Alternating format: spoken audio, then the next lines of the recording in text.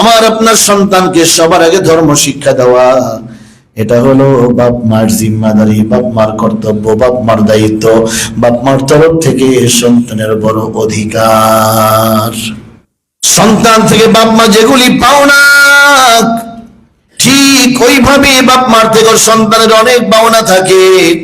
পাওনা যদি আদায় না করে তাহলে ঋণগ্রস্ত হয়ে যায়, ঠিক না বলেন? বাপ মার থেকে সন্তানের 1 নম্বর পাওনা হলো সন্তানকে দ্বীন শিক্ষা দেওয়া, সুন্দর নাম রাখা, দ্বীন শিক্ষা দেওয়া, ধর্ম শিক্ষা দেওয়া। যেই বাপ মা সন্তানকে ধর্ম শিক্ষা না দিয়া, দ্বীন শিক্ষা না দিয়া, নামাজ শিক্ষা না দিয়া দুনিয়ার শিক্ষা শিখাইলো, এই বাপ মা সন্তানের পাওনা পূরণ করলো না, সন্তানের অধিকার পূরণ করলো না। হাসরের ময়দানে সন্তান নালিশ দিবে, আল্লাহ আমার বাপ মা তো আমার পাওনা দেয় নাই, আমার বাপ মা আমাকে দ্বীন শিক্ষা দেয় নাই। হাদিসের মধ্যে এই কথাও আসছে, এই বাপ মার আযাব ডাবল হবে, যেই বাপ মা সন্তানকে ধর্ম শিক্ষা দেয় নাই, দ্বীন শিক্ষা দেয় নাই। এজন্য ভাই মুরব্বী সবাইকে তো সব কথা সবসময় বলা মুশকিল হয়ে যায়। জুমার দিন আল্লাহর যে সকল বান্দারা মসজিদে আসছেন, অনুরোধ করে বলি, আমাদের হায়া সীমিত, মানুষে অনেক কথা বলবে, অনেক কথা বলবে, অনেক কথা বলবে। একটু বালিশে মাথা লাগিয়ে চিন্তা করবেন, দুনিয়ার মানুষেরা যাই বলুক না কেন, আমার কবরে তারা কেউ যাবে না, আমার হিসাব তো তারা কেউ দিবে না। কবরে আমার হিসাব আমারই দিতে হবে।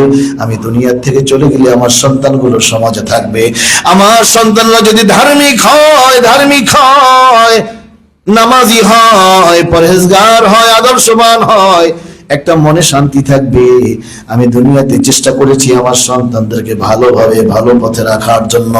কত বাবা মা কান্নাকাটি করে, হুজুর সন্তানকে মাদ্রাসায় দিলাম না, ওকে ডাক্তার বানাইলাম, ব্যারিস্টার বানাইলাম, অনেক টাকা ইনকাম করে, আমাদের খবরও নেয় না, নামাজও পড়ে না, একটা বিবাহ করছে একটা, কিন্তু বউর সাথে সম্পর্ক ভালো না, বউ থাকে এক ফ্ল্যাটে, ও থাকে এক ফ্ল্যাটে, বিভিন্ন নোংরা কাজে জড়িত আছে কি নাই? সন্তানকে সবার আগে দ্বীন শিক্ষা, সন্তানকে সবার আগে কোরআন শিক্ষা। হয়তোবা কেউ বিচ্ছিন্ন কোনো ঘটনা থেকে বলতে পারেন, উমুকে তো ধার্মিক, কোরআনও পড়ে, নামাজও পড়ে, বাপ মাই তাকে দ্বীন শিক্ষা দিছে, কিন্তু সেও তো ঝামেলা করে। এরকম অনেক সময় হয় বিচ্ছিন্ন ঘটনা। বিচ্ছিন্ন ঘটনার উপরে কোনো মূল কথা আসে না। আমার আপনার কাজ হলো মেহনত করা।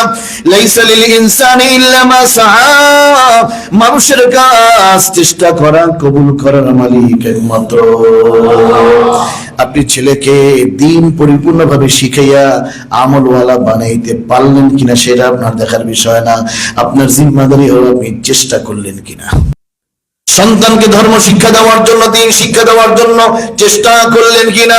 তবে এই কথা আমাদের পরীক্ষিত, এই আমল পরীক্ষিত। আল্লাহর যে বান্দারা সবার আগে সন্তানকে ধর্ম শিক্ষা দিয়া, দ্বীন শিক্ষা দিয়া, কোরআন শিক্ষা দিয়া, ধর্ম শিক্ষা দিয়া, নামাজ শিক্ষা দিয়া, দুনিয়াবি শিক্ষা শিখাইলো, কলেজে পড়লো, ভার্সিটিতে পড়লো, ডাক্তার হলো, ব্যারিস্টার হলো, জজ হলো, শুরুতে তার শুরুটা কোরআন শিক্ষা, ধর্ম শিক্ষা থাকার কারণে এই সন্তানটা যদি ঢাকা বিশ্ববিদ্যালয়, বিদেশে দেশে বড় বড় বিশ্ববিদ্যালয়, কলেজে লেখাপড়া করে, আশা করা যায় কখনো ওই টাকলু মুরাদের মতো বেয়াদব আর নাস্তিক হবে না।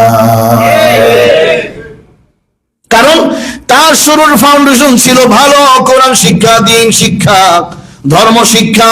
এই কলেজে যাবে, সেখানেও তার মনে থাকবে লা ইলাহা ইল্লাল্লাহ, ভার্সিটিতে যাবে মনে থাকবে লা ইলাহা ইল্লাল্লাহ, পদে পদে কদমে কদমে মনে আসবে আমি তো কোরআন পড়েছি, আমি তো মসজিদে মক্তবে পড়েছি, আমার আব্বা আমার হাত ধরে আমাকে নিয়ে মসজিদে গেছেন, জুমার দিন আব্বার পাশে বসে কত নামাজ পড়েছি, যখন দান বাক্সটা পাশ দিয়ে যাইতো আমার আব্বা আমাকেও কিছু টাকা দিত, আব্বু এই টাকাটা তুমি দান বাক্সে ফালাও।